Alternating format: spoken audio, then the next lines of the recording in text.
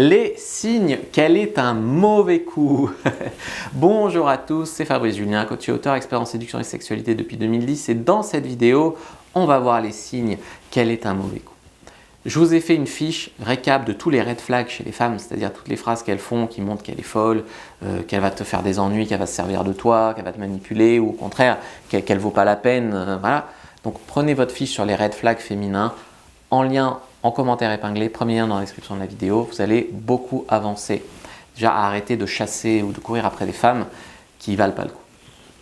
Alors, on a fait une vidéo précédemment, les signes qui montrent qu'elle assure au lit. Et c'était une vidéo qui a eu un certain retentissement, elle n'a pas fait 1 million de vues, mais vous m'en avez beaucoup parlé, vous m'avez beaucoup fait de retours dessus, vous l'avez beaucoup cherché sur le moteur de recherche. Les signes que cette fille est un mauvais coup au lit, est un bon coup au lit. Et là, on va faire le contraire. Les signes que cette fille est un mauvais coup au lit.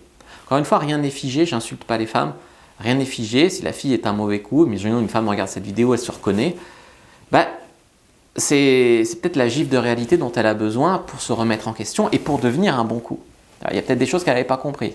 Comme nous, il y a des choses qu'on n'a pas compris avec les femmes, elle, il y a peut-être des choses qu'elle n'a pas compris avec les hommes.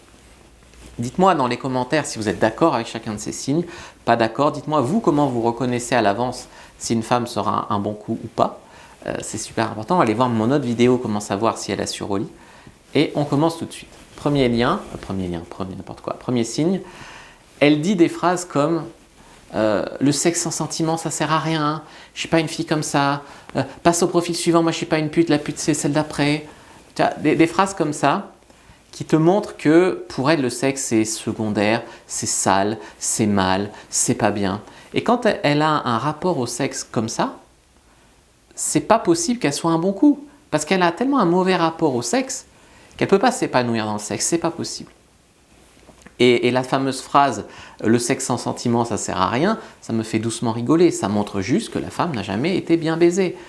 Tu peux avoir le coup de ta vie avec un inconnu et être avec ton mec depuis 10 ans et que ça commence à être vraiment naze. Donc bien sûr que le sexe sans sentiment a un intérêt, le sexe avec sentiment a un autre intérêt, une autre dimension. Mais si tu penses que le sexe sans sentiment n'a aucun intérêt, c'est que le sexe vraiment, tu n'y comprends rien. Parce que le sexe sans sentiment peut être super bon, les sentiments peuvent ajouter une dimension au sexe, je suis d'accord. Mais si tu crois que sans cette dimension supplémentaire, le sexe n'a pas d'intérêt, c'est que la baise, quoi, les techniques de sexe, le fait de prendre ton pied comme ça, de te lâcher complètement, d'être une tigresse, tu ne connais pas. Voilà, c'est ça que ça révèle. 2, avant de commencer le sexe, elle balance tout un tas de règles. Alors ça c'est un truc qu'on voit des fois. C'est ouais, mais alors moi, j'embrasse pas au premier rendez-vous, j'embrasse pas pendant le sexe, ou alors, oui, mais alors il faut absolument que ce soit fait dans le noir, ou alors moi je garde toujours mon soutien-gorge, c'est comme ça, tu verras jamais mes seins, c'est comme ça. Ou alors, moi le sexe, oui, d'accord, mais alors jamais par derrière, jamais en levrette, hein, ça sera que du missionnaire. Tu comprends? T'es d'accord? Tu vois, en gros, elle te dit qu'elle veut coucher avec toi, mais tout un tas de règles. Il faut que super cadrer le truc, il faut tout contrôler, c'est tellement rigide que ça te casse le truc. Dites-moi si vous avez déjà rencontré une femme qui voulait tout contrôler comme ça. Moi, oui. 3, elle n'est pas du tout dans l'instant présent. Tu vois, elle casse le moment, elle fuit, elle évite, elle pose 1000 questions. Et du coup, le sexe n'est pas spontané du tout. Et ça montre que ça ne va pas être un bon coup. Parce que si tu n'es pas dans le moment présent, c'est compliqué. Tu es dans le sexe, tu repenses à ton ex, ce qu'il aimait, tu repenses à ton ex, si c'était mieux avec ton ex, tu es dans le passé. Tu penses au futur, tu te dis je couche avec lui, mais est-ce que ça va être bien? Est-ce que je ne vais pas regretter? Est-ce qu'il va me rappeler? Est-ce que tu es dans le futur? Tu n'es pas dans le présent. Et ça, c'est un gros problème. Et du coup, comment on voit une nana qui n'est pas dans le présent? Elle est là, tu la déshabilles, elle te dit « Bon, tu me trouves jolie, tu vas me rappeler après ou alors elle fuit. Elle dit, j'ai envie de coucher avec toi, mais il faut que je sois rentrée dans une demi-heure parce que demain j'ai théâtre. Quoi? Ou alors elle pose 1000 questions. Tu me trouves jolie, soutien-gorge c'est bon. Tu veux pas plutôt qu'on fasse comme ça? Tu veux pas être un petit... Communiquer c'est bien au lit, mais tromper l'anxiété comme ça en cassant le moment magique, Je sais pas, en disant, bon, tu vas tourner autour du pot. Genre, ça je l'ai eu aussi. Ouais, on va chez moi, ça, je suis trop chaude. Et puis tu arrives chez elle, et puis elle dit, bon, d'abord, on se sert un verre d'eau. Non, mais d'abord, on boit un verre. Bon, attends, après, regarde, j'ai faim, je vais me faire réchauffer une pizza. Ah, manger un bout de pizza. Après, maintenant, je suis fatigué.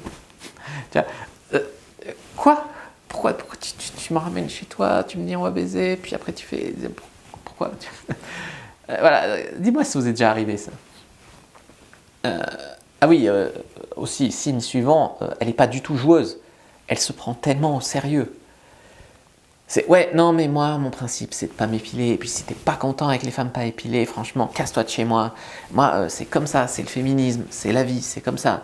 Si t'aimes pas, tu te casses. Non, mais le sexe, c'est comme ça. Et puis, moi, je te montre.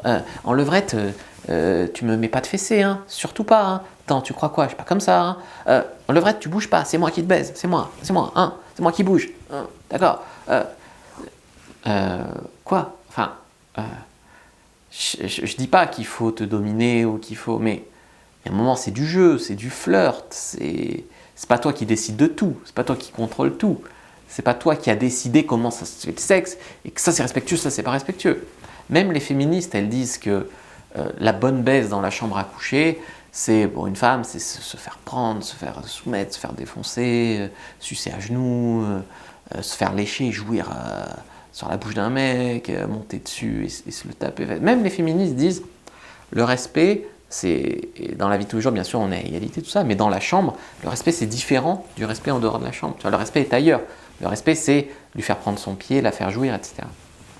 Et si tu es avec une nana qui se prend tellement au sérieux que c'est comme ça, c'est comme ça, c'est comme ça, c'est comme ci, c'est comme ça, ah mon Dieu.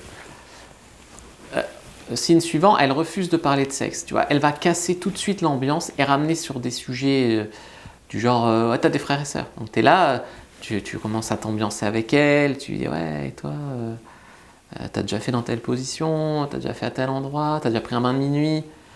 Non, mais j'aime pas parler de ça. Sinon, t'as des frères et sœurs? Sinon, tu gagnes combien dans ton métier? Tu vois, dès que tu essayes de sexualiser, hop, elle te ramène sur... Alors, encore une fois, c'est trompeur. C'est si t'es un mec qui arrive et au bout de 2 messages, qui te dit ouais, tu veux baiser, c'est normal qu'elle te calme. Mais si ça fait, je sais pas, ça fait 1 semaine que tu parles avec, tu as créé de la connexion, tu l'as mise à l'aise, et là, tu essayes de parler de sexe, et là, elle te ramène sur des sujets bateaux. À un moment, elle n'accepte pas de parler de sexe parce qu'elle est mal à l'aise avec le sujet, parce qu'elle est mal à l'aise avec le sexe, parce qu'elle est mal à l'aise avec son corps, parce qu'elle est mal à l'aise avec tout ça. Et c'est mal à l'aise avec tout ça, encore une fois, comment pourrait-elle être un bon coup? Il y a des femmes qui n'ont pas d'expérience ou qui ont envie de changer les choses ou qui ont besoin d'être mises en confiance ou qui ont besoin de sentiments. Mais elles acceptent de s'ouvrir. Elles acceptent d'être là, de passer les étapes, de faire connaissance. Tu es avec une nana qui te bloque tout de suite comme ça te coupe l'envie, ça te coupe tout, tu vois. Bien sûr, on peut avoir du sexe exceptionnel avec des femmes qui sont pas très jolies. Ce n'est pas physique. On est d'accord. Mais si tu es avec une nana qui est pas bien dans son corps, et ça c'est très indépendant, comme j'ai dit, qu'elle soit jolie ou pas. Tu as des filles très belles qui vont complexer. Elle est superbe la nana, mais elle va dire non, j'ai des petits seins, j'aime pas. Non, mais c'est super. Enfin, et puis des fois tu as des nanas qui, et tant mieux pour elles, sont pas ton genre ou voilà, n'obéissent pas aux critères de beauté et qui sont là au lit, ils se foutent à poil, te foutent la tête dans ses sons, te baisent. Et c'est mieux, tu vois, qu'elle accepte son corps. La nana veut se cacher, veut pas que vous voyez, ou appelle ton attention sur tous ses complexes. Ça casse le moment, bien sûr, tu peux quand même apprécier de coucher avec elle, mais ça casse le moment, quoi, encore une fois. Un signe aussi... alors, ce signe, je l'ai mis, mais j'en suis pas sûr à 100%. Dites-moi ce que vous en pensez. Elle embrasse mal. Ben, c'est vrai que logiquement, tu te dis si elle embrasse mal, elle baisera mal. Mais ça se vérifie des fois et des fois pas. C'est-à-dire que j'étais déjà avec une nana qui embrasse comme ça, là. Elle me soufflait dessus. Et pourtant, la baise était ouf. Mais bon, ça restait une exception, hein, qu'une nana qui embrasse mal soit un bon coup. Mais quand même, quand même, je préfère en parler.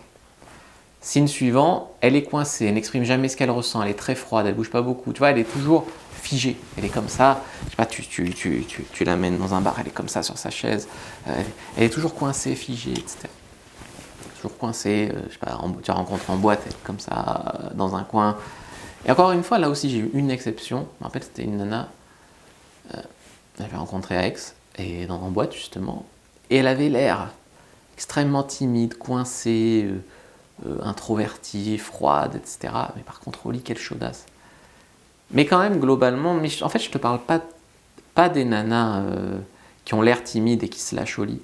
Je te parle des nanas qui sont mal dans leur corps, ou elles sont complètement coincées, elles ne savent pas quoi faire de leurs mains. Tu vois, je te parle plutôt de ça, en fait. Voilà. Elle n'exprime pas ce qu'elle ressent, tu sais jamais, il faut lui tirer les verres du nez. Tu veux faire quoi? Tu veux aller où? Tu veux aller chez moi? Tu veux que je te déshabille? Elle est là comme ça, oui, j'ai envie que tu me déshabilles. Et comme ça, il y en a comme ça. Alors, souvent, c'est qu'il faut les apprivoiser, après... Mais je comprends que des fois, t'es là, putain, aide-moi, quoi, aide-moi, que ça soit bien. Des fois, les babes disent, il n'y a pas le feeling. Elles font tout pour casser le feeling. Elles sont là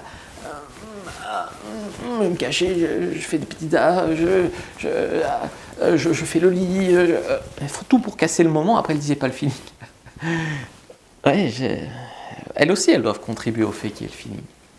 Dernier signe que j'ai recensé, dites-moi s'il y en a d'autres dans les commentaires, elles se masturbent jamais. Moi, des fois, dans ma routine des questions, j'ai une question où je demande à la nana, en gros, c'est quand la dernière fois que tu t'es masturbé, etc. Tu te masturbes des fois, et la fille, des fois, il y en a qui disent « Ah non, jamais, je fais pas ça, c'est quoi cette question hein. ?» Et puis, il y en a qui te disent bah, « Hier, dans mon lit... Et tu vois tout de suite le rapport qu'elle a au sexe. Et pourquoi c'est important, on va dire, la masturbation? C'est pas tellement comme chez l'homme où les mecs ont tendance tous à se branler, et mal en plus. C'est-à-dire qu'ils regardent 2 pornos par jour, ils se branlent en 3 minutes. Les femmes, souvent, tu vois, plus le mec se branle, souvent, plus il éduque mal son corps. Il éduque son corps au porno, il éduque son corps à venir très vite en se branlant à l'arrache. Il éduque mal son corps. C'est pour ça que souvent c'est mal connoté, la masturbation masculine. La masturbation féminine est mieux connotée parce que une femme, elle explore son corps, elle se découvre, elle prend le temps souvent de faire ça. Et souvent, une femme qui se masturbe, c'est une femme qui est plus à l'aise avec sa sexualité, qui comprend son corps, qui connaît son corps, qui sait jouir, qui... Voilà. Donc, elle sait apprivoiser son corps déjà toute seule, donc elle l'apprivoisera mieux à deux, tu vois. Il y a des femmes qui ne se masturbent pas et qui savent faire à deux, bien sûr. Mais souvent, c'est lié quand même. Une femme qui sait se masturber et qui sait maîtriser son corps, souvent, à deux, elle sera mieux. Voilà. Donc prenez votre fiche sur les red flags, faites-moi vraiment des retours sur cette vidéo. Vous savez que j'ai pris un gros risque social à la faire, je vais sûrement me faire insulter par plein de nanas. Mais en attendant, j'ai essayé d'être objectif, de parler aussi des expériences que j'ai vécues. Dites-moi dans les commentaires ce que vous en avez pensé. Prenez votre fiche sur les red flags, premier lien dans la description de la vidéo, commentaire épinglé. N'hésitez pas à liker, commenter, partager. Moi je vous dis à bientôt et que le dieu de la sexualité et de la séduction soit avec vous les amis.